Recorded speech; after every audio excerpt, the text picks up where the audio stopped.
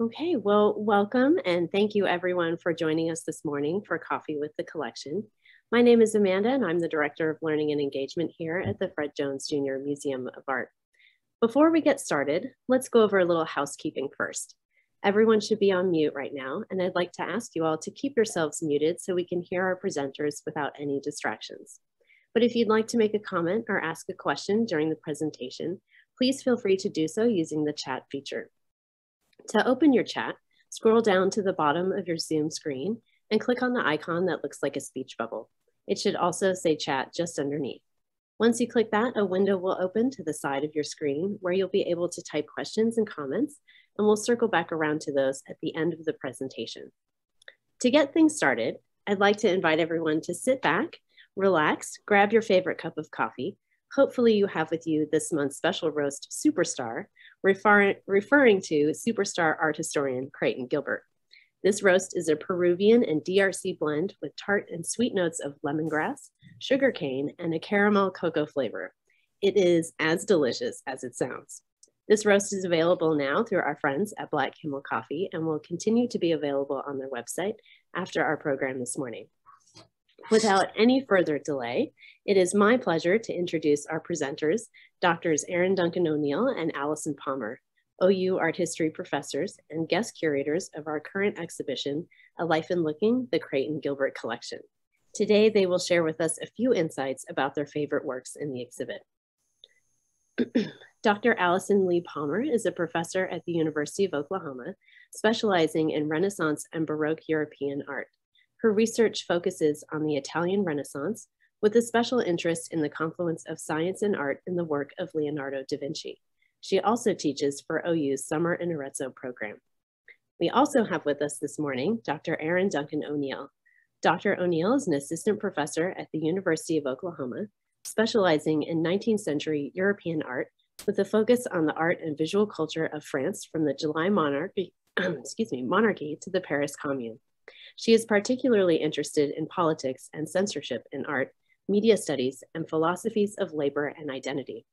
Her current book project traces the influence of literary and theatrical satire in the work of Onorre Domier. Welcome, Erin and Allison. It is a pleasure to have you both with us this morning. Thank you. Thank you.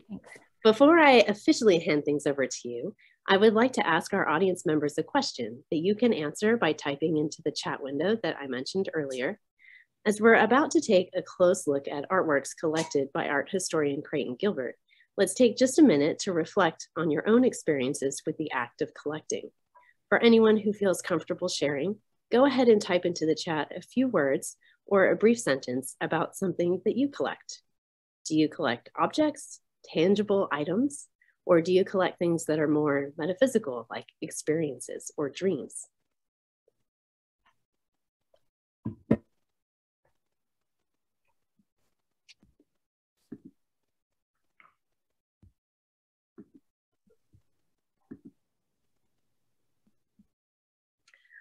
Audio products and novels. Very nice.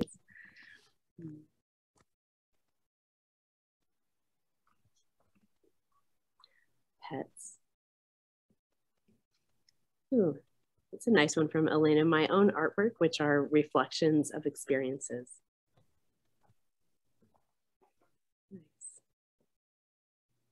Nice.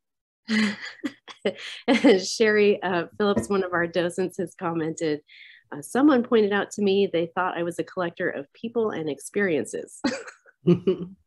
Sherry, I could definitely see that. And Hadley collects cats. Absolutely. Thank you very much, everyone, for participating. Those are all fantastic answers. Erin and Allison, I'm now going to officially hand the reins on over to you. Well, thank you. We thought we would start by just giving a bit of an introduction to Creighton Gilbert and to how we organize the themes. And then each of us has about 3 works that we wanted to highlight for this exhibition. And so some of you've seen the show. I wonder maybe some of you haven't. And so we added just a few of these introductory slides in the beginning so you can see the layout of the collection. But Creighton Gilbert himself was an art historian and an art collector. He taught at Yale University for many years, and prior to his tenure at Yale, he taught at a number of other institutions, beginning at the University of Louisville in Kentucky in the 40s, which is when he began his collection, because there he oversaw the university gallery and he bought works as artists sort of cycled through as guest speakers and so forth. And so he began to collect prints and contemporary art during that time period as he developed his own career to become a specialist in Italian Renaissance art. And so the majority of his collection in the area that I wanted to focus on today is the Italian Renaissance, because that's the area that I teach in. And so he taught at Yale, and the way he received this collection was through the previous director of the Fred Jones Museum, Dr. Eric Lee. Some of you may have met him. He's now at the Kimball Museum. But he had been a graduate student of Creighton Gilbert's at Yale University. And Creighton Gilbert actually came to Oklahoma and visited Eric while he was here. And I think at the time he was contemplating what he was going to do with his collection upon his retirement and then his bequest. And he wanted the collection to go to a university that would use it for teaching and that would have the collection on the walls. Some of the pieces are really part of the permanent collection, including the first one I'll talk to. And so Dr. Lee encouraged him to donate his collection to OU instead of to Yale. And I think at OU, it really, really has been so beneficial for our students to collection. Creighton Gilbert, his mother and his father were both scholars. He traveled to Europe at a very young age. And if you go through the exhibition, you'll see there's a room in the corner where he has on the screen, there is his journal from when he was 12 years old and traveled through Italy. And that's when he developed his love of Italian art. He was also a poet. He studied Latin. He was just a real scholar and became a professor at the age of 25, which is incredibly young. And so his career was quite extensive. He's published widely, and he's published on some of the painters in this collection, but he was primarily a Michelangelo scholar, and he wrote about Michelangelo's art, but also Michelangelo's poetry as well. Michelangelo wrote sonnets, and that's something that Creighton Gilbert, I think, brought to the forefront of Michelangelo's career. And so the bequest, the donations began in 2005, and then the bequest at his death in 2011 also included some funding for framing and conservation. So I thought I would mention that as we look at a few of those works of art as well. But I will hand this over to Erin, who will talk a little bit about the layout of the exhibition.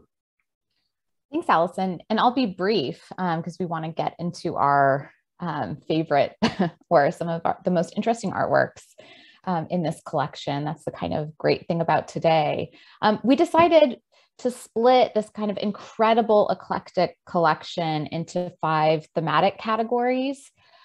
Religion is probably the biggest. It's what you're seeing on the screen now. He also had works dealing with architecture and nature. So we have a sort of room for that as well. Allegory and myth, which of course intersects with Renaissance literary and visual arts interests. We have a portraiture section and a space for humor. And you can see both of those on the right side of your screen. So you can see he had really broad collecting interests that developed over the course of this long, prolific art history career.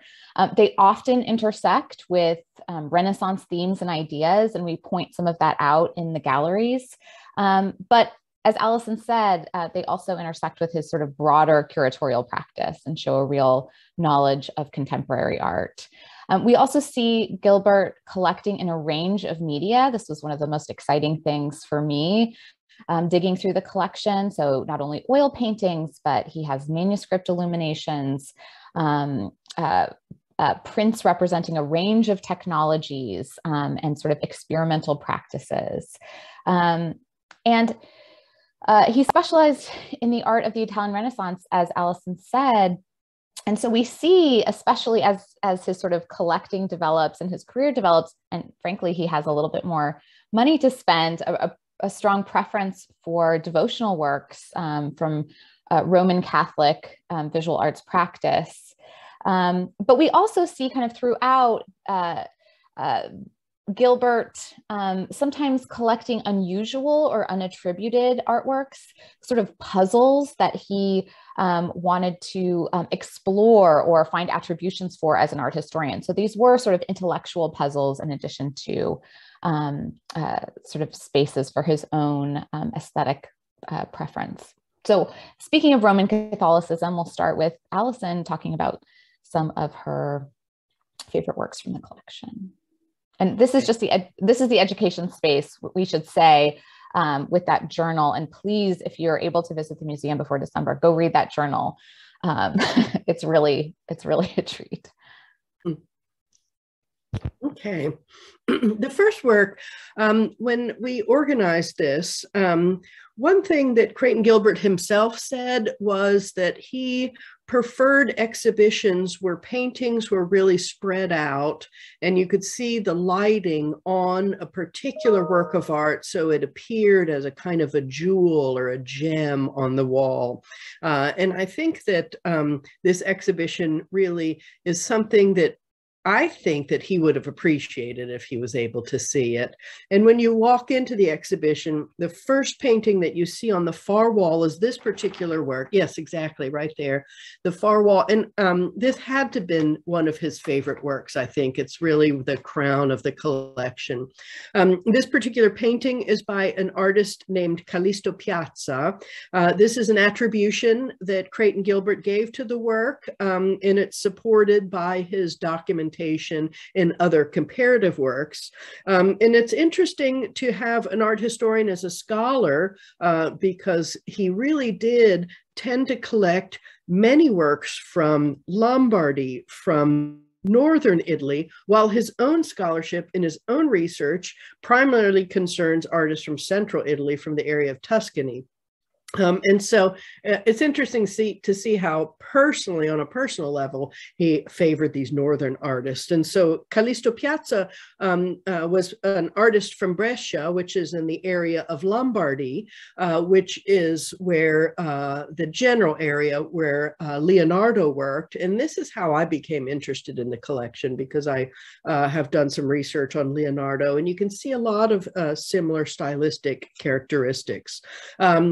This is dated to around 1520, so it's the general time frame of a painter like Raphael. Raphael died in 1520, but he kind of epitomizes what we consider to be the High Renaissance, and he worked in Rome at this time period. But in Northern Europe, we have artists like Giovanni Bellini, an artist from Venice, who I think is much more influential on the style of Callisto Piazza's work, even if this format may recall the painter Raphael to some of you.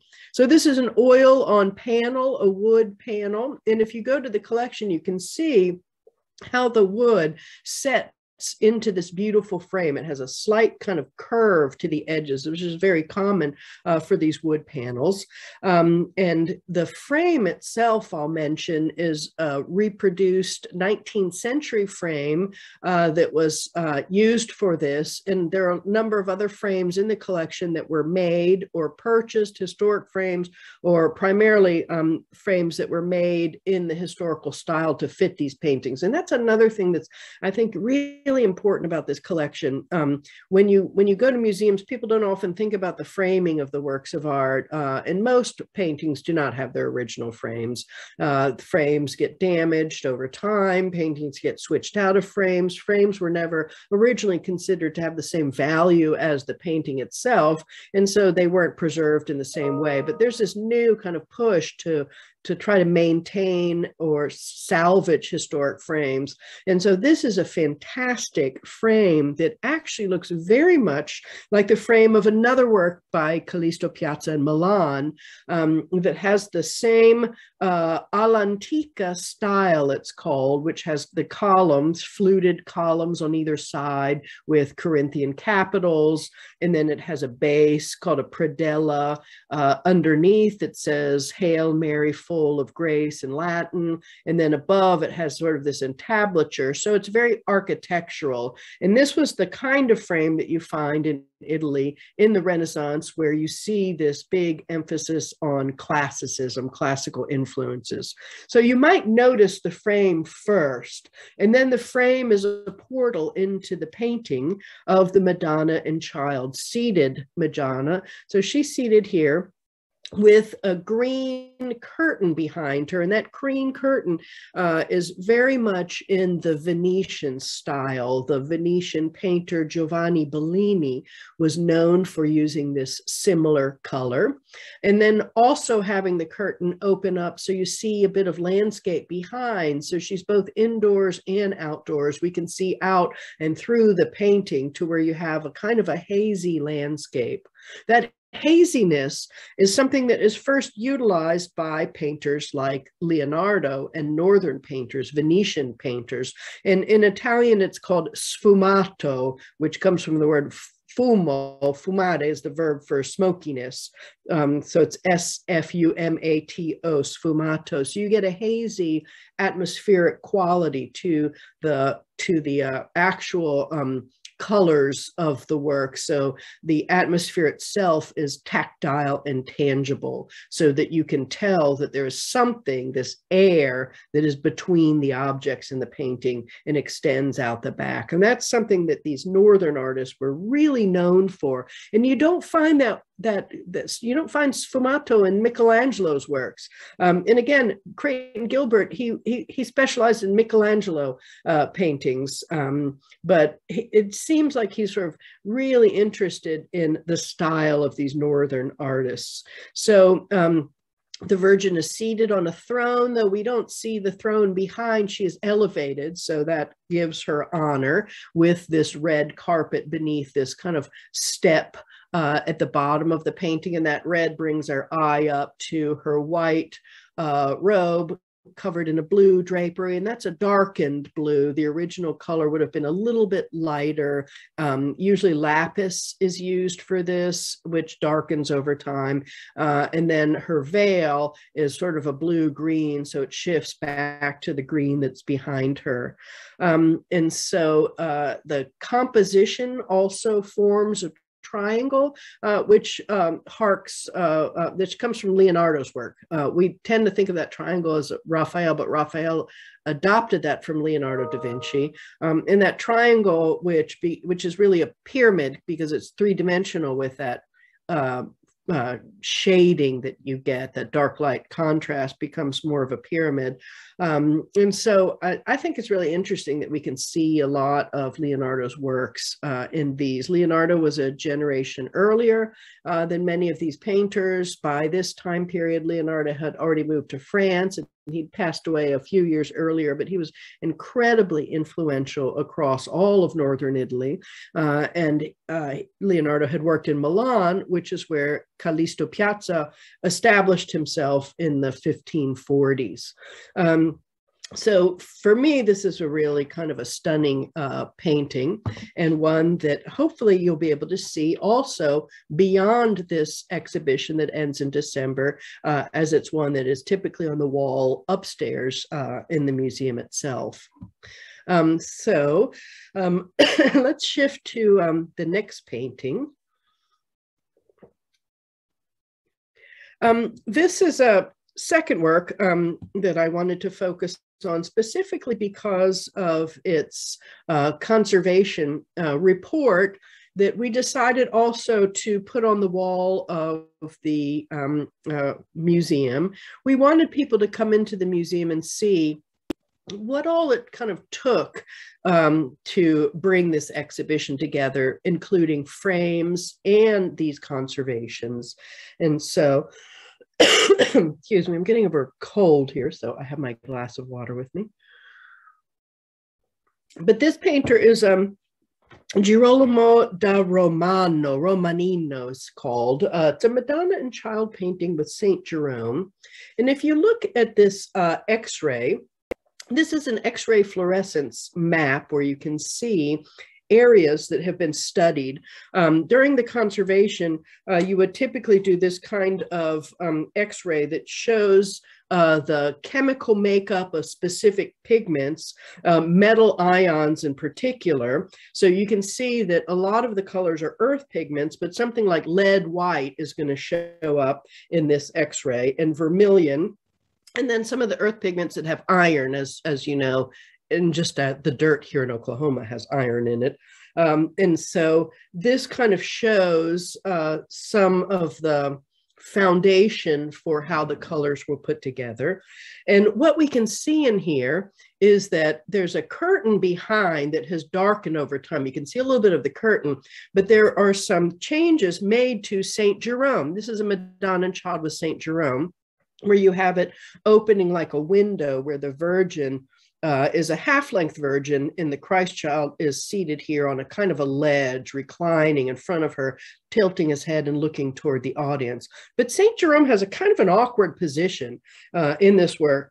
And it could well be that St. Jerome was added at a later moment because the painting itself, if you hold your hand up and cover over St. Jerome on your screen, you can see that the painting, even without St. Jerome, is very well balanced with the curtain behind, and it would have had just this sort of dark background, which was actually kind of a Lombard style as well, to have this plain dark background. So the St. Jerome could have been added later, and indeed these x-rays show that his position was changed. There's a rock placed in his hand. He has a small crucifix of Christ on the cross that he contemplates as he stands kind of next to the Virgin and Child. And this was actually common. Leonardo himself went back and made changes to his paintings. And so this could have been a painting that was adapted for use within a chapel dedicated to St. Jerome, or a particular painting or patron wanted St. Jerome attached to this work. So it's interesting. And I think that Creighton Gilbert, in purchasing these works, purchased them for the purpose of doing this kind of research.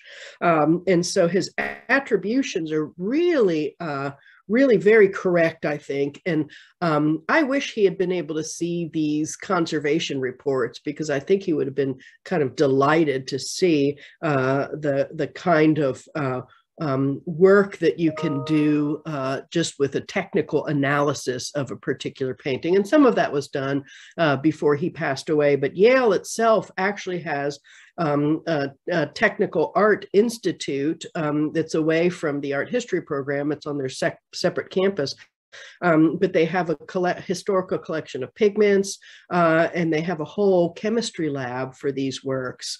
And so more and more, I think we're going to be doing these technical kinds of studies of particular paintings that will help us better know how they were altered or painted or repainted over time.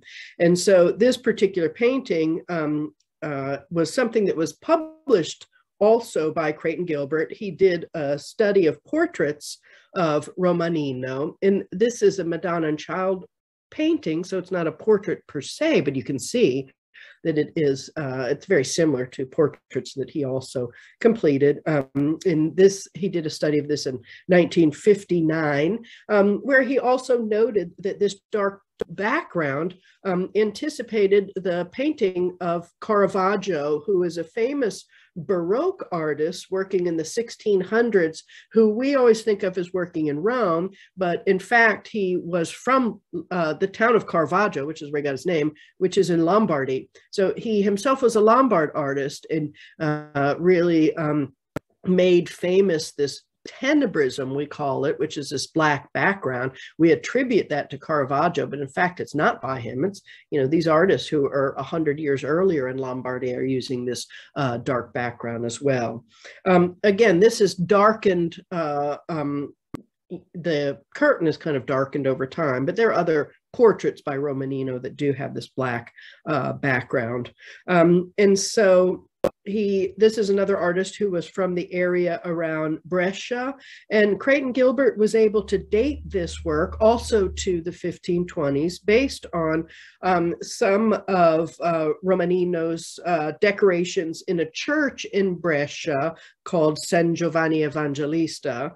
And so it's through this comparative stylistic analysis that he was able to sort of hone in, sort of confirm the artistic attribution, and then hone in on a particular date for this, when Gilbert argued that Romanino had returned to Brescia sort of halfway through his life. And in this work, you can also see kind of a hazy sfumato. However, the conservation reports did reveal that there were some damage, of course, to the painting, which is sort of natural in over cleaning, particularly in the face of the Virgin. If you look at the face of the Virgin, it has it's been corrected to some degree, but it was sort of damaged through the face and the neck area with over cleaning. The foot of the child was also moved slightly. And then the Virgin's veil that goes kind of drapes over her shoulder and then goes into that dark black background was unclear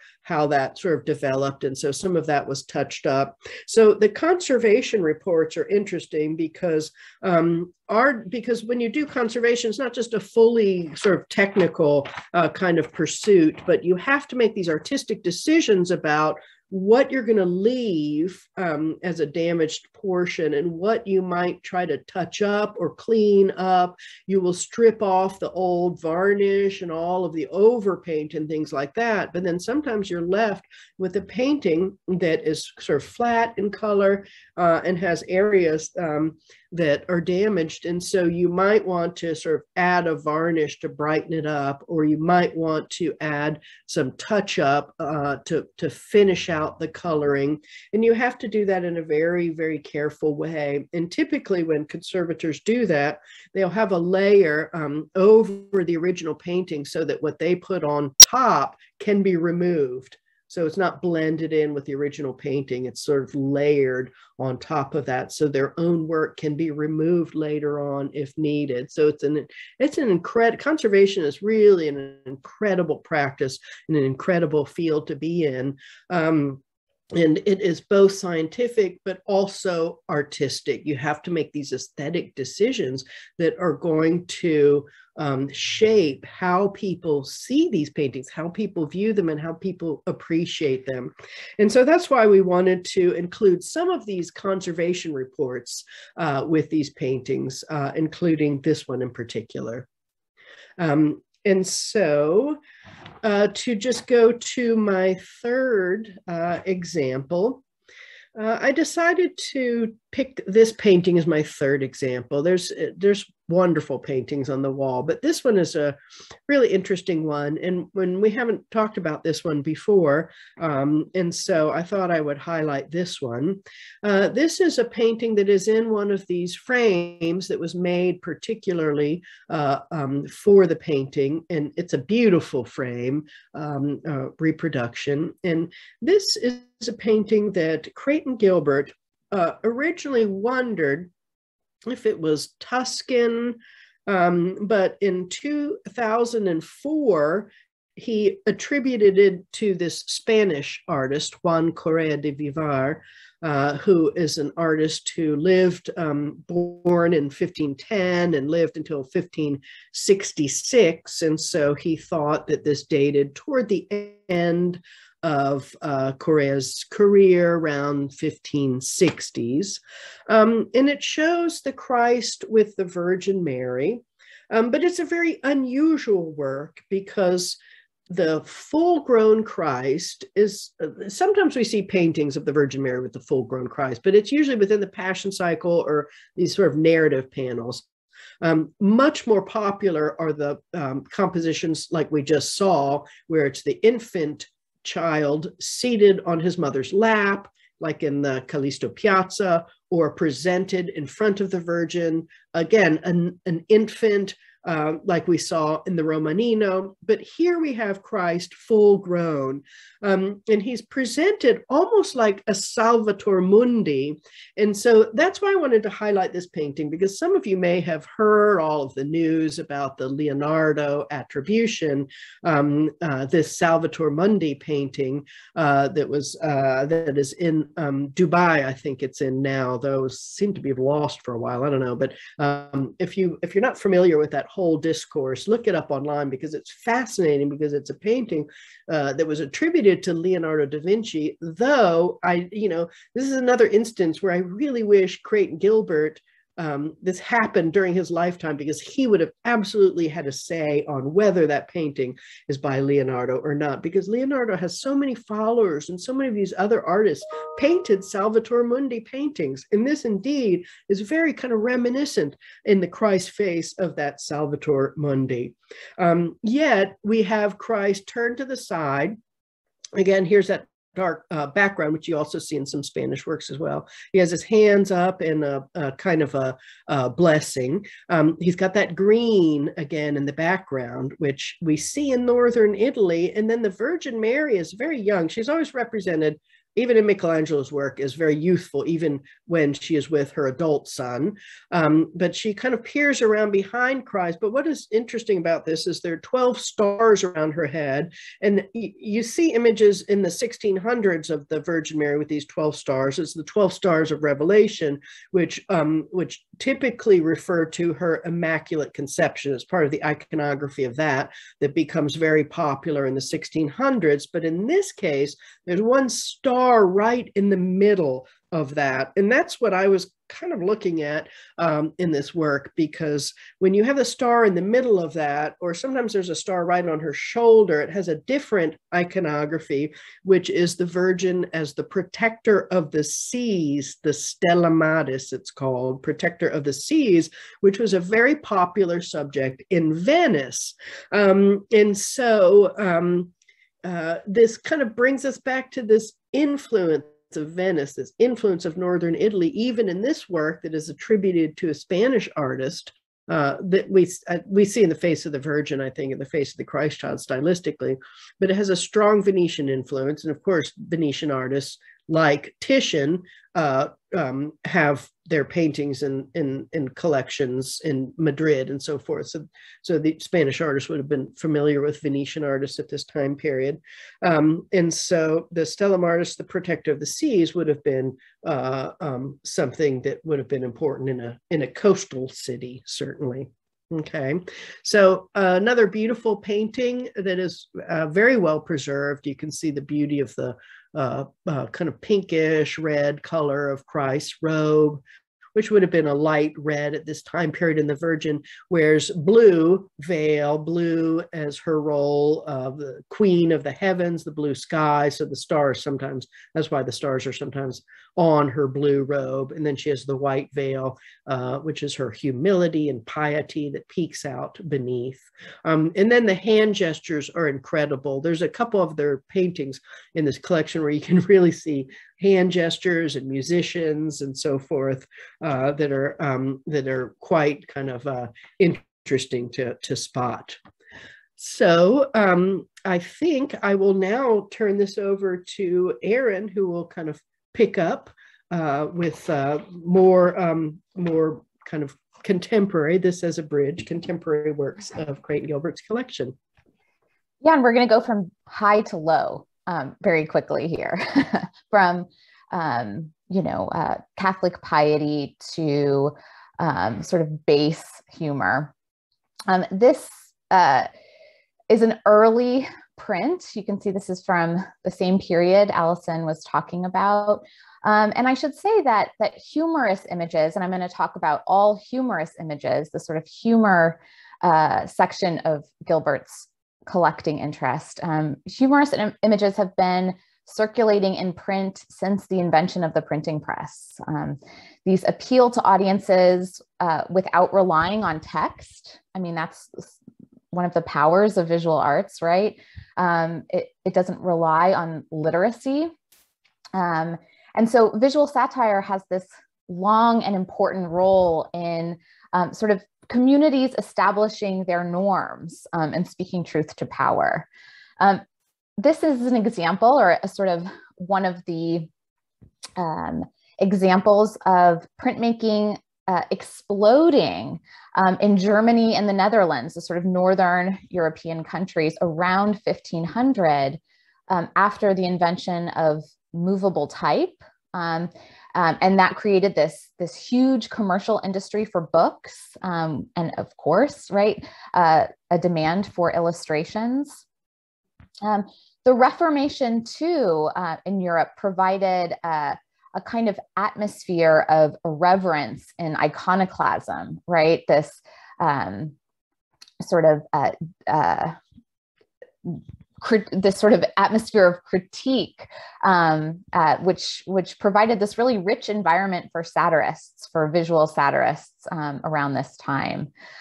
Lucas van Leyden was one of the greatest printmakers to emerge from this period, and was famous for moral satires like this, using allegories, for instance, to point out human foibles, sort of human weaknesses. And in this print, and this print is really tiny. If you've seen it in the galleries, or if you will see it, I mean, it's not quite postage stamp size, but it's pretty small. In this really fabulous print, musical harmony is an allegory for marriage. This would have been sort of known at the time. And the humor emerges here. You can probably tell this is a humorous print just from the sort of grotesque faces, the great faces of these two figures. But humor emerges in the sort of gender dynamics here. So we have the woman at right. She's playing this strange three-stringed instrument. It's like a violin. It's called a rebec.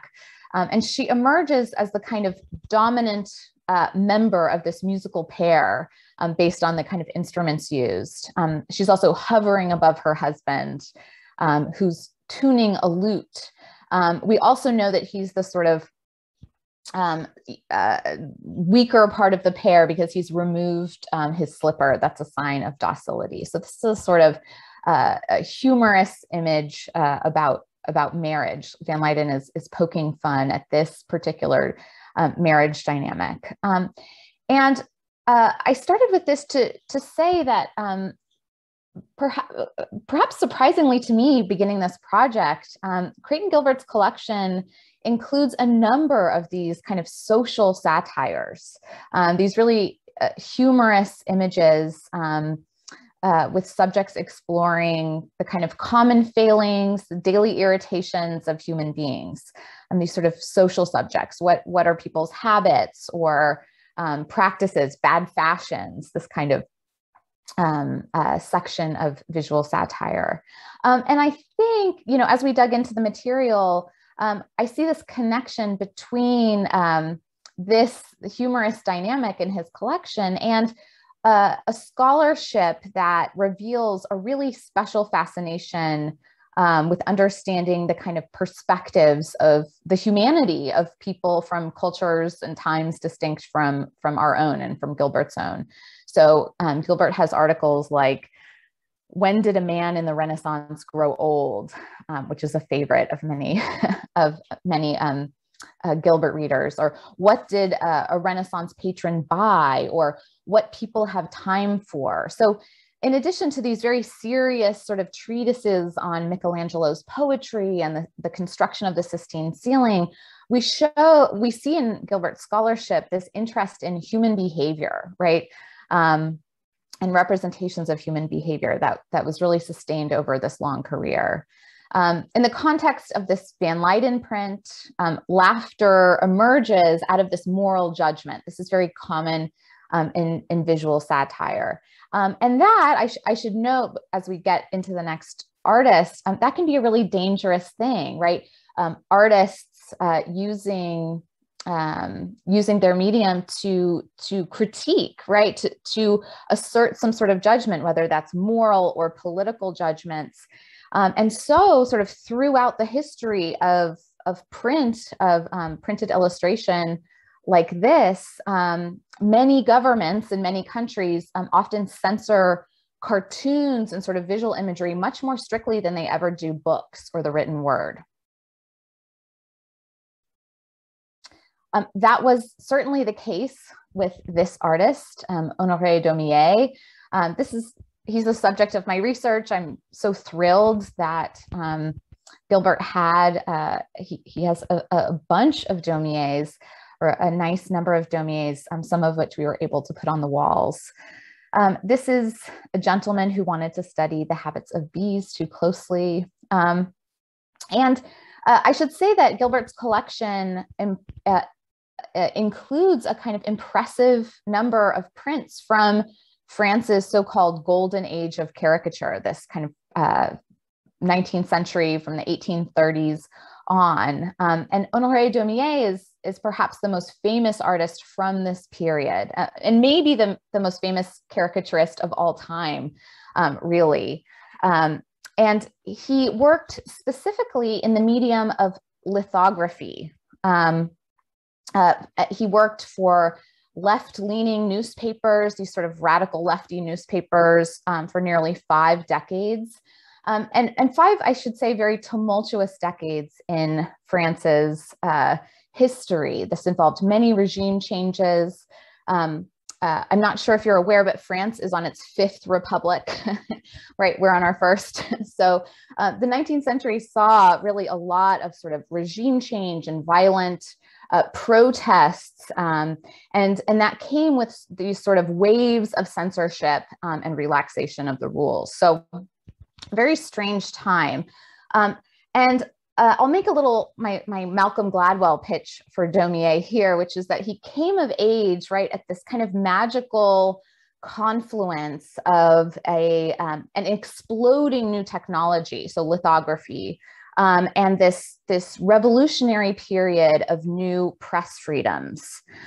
These are 2 conditions that sort of, happened right around the same time, right around 1830, that would place this talented, ambitious young artist at the forefront of a new, vibrant illustrated press.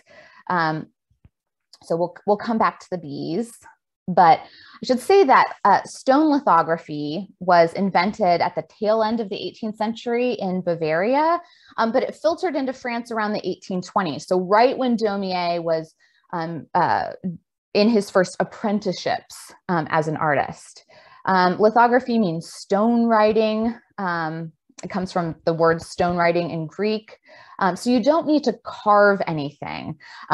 Artists like Domier were able to work directly on a lithographic stone, first in pencils to sort of work out their compositions, and then laying down those compositions with a kind of greasy crayon. So instead of laboriously carving grooves into printing plates, often metal printing plates, as you would in engraving, with lithography, the artist has a kind of direct contact with the stone, but is working with crayon, right? He's not sort of carving into a material, but instead is able to work in a much sort of looser and freer way. And here I'm showing you just details. So I'm zooming in on another fabulous work from the collection by Granville, which is one of Domier's colleagues at these sort of lefty papers, and Domier's lithograph. And so you can really see the difference between these sort of laborious cross-hatchings in etching and the kind of loose hand of the lithographer. And so that leads to this kind of freer, looser form of expression, but it also accelerated the speed of production for these prints, right? So artists were able to supply images much more quickly, kind of meeting the pace of current events. So they were able, beginning in the 1830s in France, to comment on the kind of latest political drama with immediacy, or a recent fashion trend, or the latest sort of silly habits of the bourgeoisie, very quickly, sort of meeting the kind of pace of accelerating current events. I'll also say that, so we have lithography coming in the 1820s to France, so artists are just adapting to it. And then in 1830, there was the July Revolution. This is the revolution documented by Victor Hugo in Les Miserables. So not the kind of 1789 revolution, but a very important one. And this ushered in a new constitutional monarchy. So a king that was beholden to a legislature, and sort of more freedoms opening up, at least in the early days of this regime. So in 1830, all of a sudden there was this sort of great hope, especially for visual artists, for writers. Censorship restrictions, which were really tight in the 1820s, were loosened. And so all of a sudden artists were able to sort of produce images that were, critical of their time and even their new king. Although Domier was jailed quite quickly in 1831 for an 1831 image of the king that was unflattering. He was jailed for 6 months. So in 1830, in other words, this new technology of lithography was able to flourish with the new press freedoms allowed by King Louis Philippe. And the result was this explosion in the illustrated press. And so this is why Domier is such a kind of fascinating and a huge figure in the history of prints. And I just I love this image. This is a very obviously bourgeois, middle class, kind of urban man. You can see his black top hat and his black coat, who has decided to take on beekeeping or studying bees as a sort of recreational activity. And he's not good at it, right? He's being chased by the bees. This is one of a series that will connect with our next image that Domier makes, sort of mocking this sort of urban middle class, these adventures into the country, right, without much knowledge. But what I also love on a technical level about this print is the way that Domier describes the swarm of bees, both in positive and negative space, right? You see the kind of quick black marks of the waxy crayon in front of the man's hat, and also these sort of carved spaces where he's carved away that black coat to make the bees appear in negative space. So just sort of technically delightful.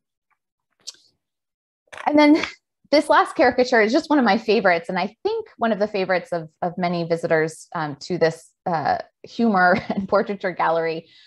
This is Two Overly Polite Hunters from 1854. So this is, again, a social satire. This is the kind of prints Gilbert collected of Domier's work. He didn't get into the political stuff. And this was a moment where political speech was really censored for artists like Domier. So we don't see a lot of political material in the 1850s after 1851. But here, it's no less delightful, right? This was part of a series called Hunting Emotions, which is just really a wonderful series. He's mocking this kind of relatively new bourgeois interest in hunting and fishing. So there are other prints of like huntsmen, buying their game from the market so that they can tell their wives that they've, caught something, or their wives being too, happy that they're out of the house. here we have an artist mocking the kind of incongruity between this sort of fantasy of rugged adventure, right, and hunting, and the banality of urbane pleasantries. So you have two kind of middle-class men, greeting each other out while they're hunting and letting the pheasants go, right? The pheasants are sort of flying around behind them while they're, doing their sort of belabored,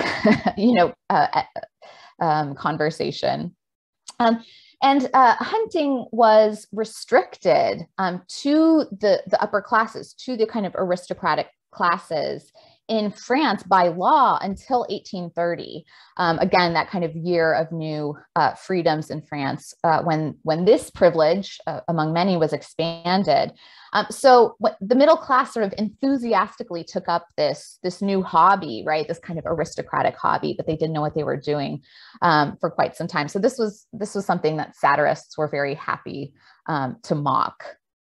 And you can see that Domier takes a lot of delight, right, using that waxy crayon in these sort of loose ways to describe these, overly exaggerated bodily gestures towards each other, but he doesn't describe the guns very well. If there's any experts in this area, he doesn't show much interest in these guns, and they're not accurate. So we can see that his interests, he doesn't share this kind of passion for hunting. Instead, he's much more interested in sort of human expression and gesture. And I also showed this because I, especially love in this sort of mirror composition of the way that the dogs mimic their hunters' looks, right? We have, they're sort of matching each other. This is something that is a kind of persistent joke, right? That dogs tend to look like their owners, or owners, maybe we come to look like our dogs. I have a toothless boxer, so I don't know what that means for my future. But this is a kind of a trope that Domier helps establish, and that becomes very familiar. And I find that again and again in his work. So to have Domier prints of this quality in this museum is really wonderful as a teacher here at OU. And again, it shows Creighton Gilbert's interest in human nature. Like Domier, like these satirists, Gilbert, as a collector, showed this interest in the close observation of human nature.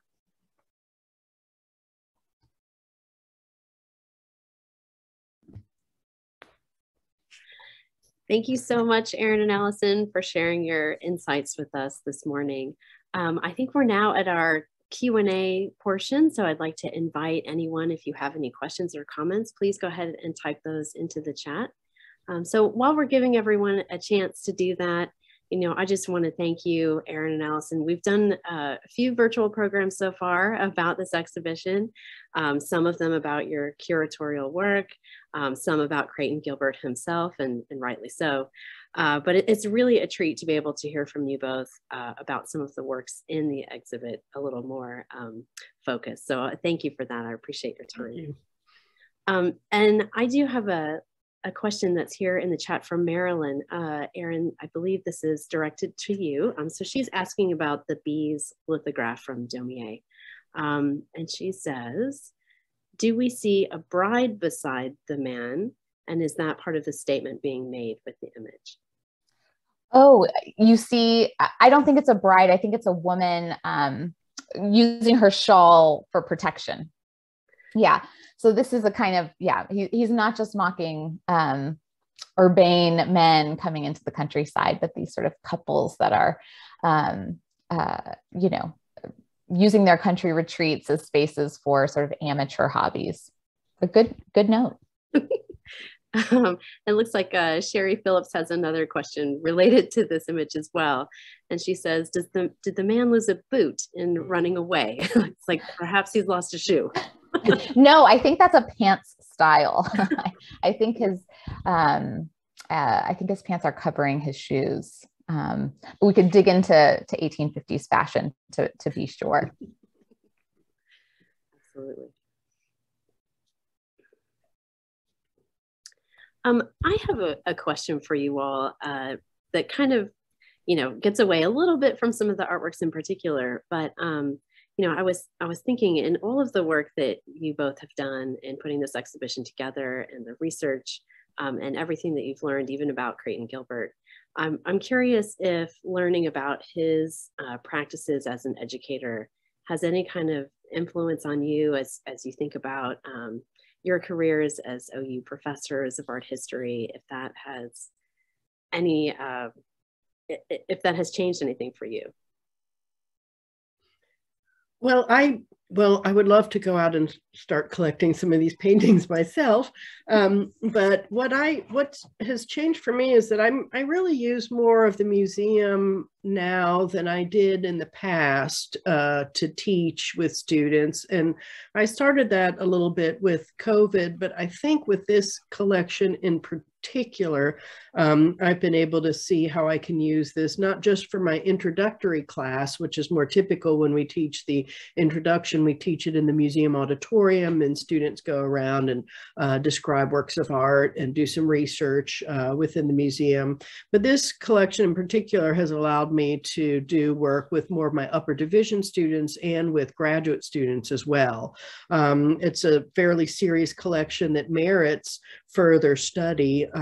And so the questions of attribution that can be examined by students. And there's some other paintings that we didn't highlight today that we're not even sure what the subject is, or one that is a fragment of a larger work. And these are all going to be so important, I think, for upper division undergraduates and graduate students to study. So that's just something that I've really enjoyed working on and hope to do more so in the future. Yeah, I think this sense of curiosity that Gilbert demonstrated in his scholarship, and also, as we heard from his students in the last webinar about this, he gave students a lot of time, his own time, and a lot of space to be curious. And so, like Allison, I've used this collection in my teaching this semester, and it's nice to have these sort of art, puzzles and these curiosities, and letting students, posing questions in front of these artworks instead of sort of giving them material to memorize. That's really nice. And as somebody who teaches a lot of, prints and print culture in some of my classes, it's really nice to show students the different techniques in print in person. It's just that it's so hard to get across in sort of digital reproduction. I'll also say very quickly, and this isn't a teaching question, but reading about the kind of impact of Gilbert's trip to Italy with his mom for her scholarship when he was 12, and that kind of lasting impact that had on his life and professional directions, it makes me want to, take my kid abroad for a year when he's a little bit older. I think Allison's been able to do that. So that's just kind of personal. Mm-hmm. Oh, absolutely. Yeah. And you mentioned at the beginning, his journal that's on display in the education space. And I think if you have the opportunity to read that, it really gives you a glimpse into how influential that trip really was. Yeah, absolutely. Let's see. Oh, okay. We have a comment from Erin. She says that, it was mentioned that Gilbert taught at the University of Kentucky in Louisville, and she's wondering if anyone knows how long he might have been there. And an interesting connection that she makes between Herb Green, the architect, whose paintings are on display at Main Site, who also left OU and went to teach at Kentucky, Louisville in the 60s. That is a really great connection, Erin. Absolutely. Mm-hmm. Oh. Yeah, he was there only a couple years. He moved around quite a bit as he was finishing his dissertation, and he would have been there earlier, not in the 60s. And then he moved up on the East Coast and taught at a number of schools before sort of landing at Yale. So he wasn't there too long in Louisville. I have one other question for you all. So, this collection is really large and diverse, like 272 works altogether, and you had quite a task in front of you to curate that together. Is there anything that you can recall that you wanted to include in the exhibition, but just didn't really maybe make sense with the themes that you were working on? Something that sticks out to you at all? I can't think of, anything. We had a sort of wealth of options, but I think we really took our time to choose kind of our favorites. I mean, I hope that's, in scholarly ways. There are some pieces in the education section, those curved painted panels from Lombardy. That's one of my favorite pieces, just from our discussions with each other. That felt like a real discovery for us, in the collection. Allison can talk about them. Yeah, I'm glad you brought those up, because those are, we did some research on those, and there's actually 6 of those, and they're kind of curved, and originally they're meant to be hung up like along the upper area of a room. And we'd wanted to do that, but the wood is so fragile now that it wasn't possible to kind of attach them up there. But there are some places in Cremona and Crema where you can still see them in their original kind of format, where you'd have a little panel of a figure, and then a piece of heraldry, and then another figure. They're but male, female. So they would kind of alternate around. And that would have been really nice to show all 6 of those and show them in some kind of reproduced format, I think. But also he had more contemporary works, and we have some kind of toward the end of the collection, but we thought we would focus on his paintings. But he has a wider, a more diverse collection, I think, than most people are aware of. And I think it would be nice to do more research on some of his contemporary works, which are the kinds of things that he collected early on in his career. So. Yeah, no, I think that's great. It sounds like there is a lot more opportunity and more to be done with this collection. Mm-hmm. Yeah. Right. Well, I think we can go ahead and wrap it up. I don't see any other questions or comments in our chat. So I would just like to go ahead and, of course, thank you, Erin and Allison, for taking the time this morning to speak with us. And thank you for all of your hard work and dedication to curating a beautiful exhibition that I'm quite certain Creighton Gilbert would be proud of. Thank you to our audience members for joining us this morning. If you haven't yet had a chance to come see the exhibition, A Life in Looking, the Creighton Gilbert Collection, you still have a little time. The exhibit will be on view through December 31st. And you can also see the exhibit online through a virtual tour on the museum website. I think a link for that should be in the chat just about now. So we hope you enjoyed today's conversation. Don't forget to mark your calendar for the next Coffee with the Collection. That will take place on Friday, January 21st at 9:30 a.m. For that session, Grayson Wise, Art History and French Senior at the University of Oklahoma and recipient of the 2021 T.G. Mays Purchase Award, will discuss her piece, She's a Dreamer, Italian Remnants, now a part of the Fred Jones Jr. Museum of Art Permanent Collection. You can register for this event by clicking the link in the chat, and you can also find it on our website. We hope to see you all in January for that exciting conversation. Have a lovely holiday season, everyone, and we'll see you for coffee in 2022. Thank you so much, Erin. Thanks, Amanda. Yeah, thank you. Thank you.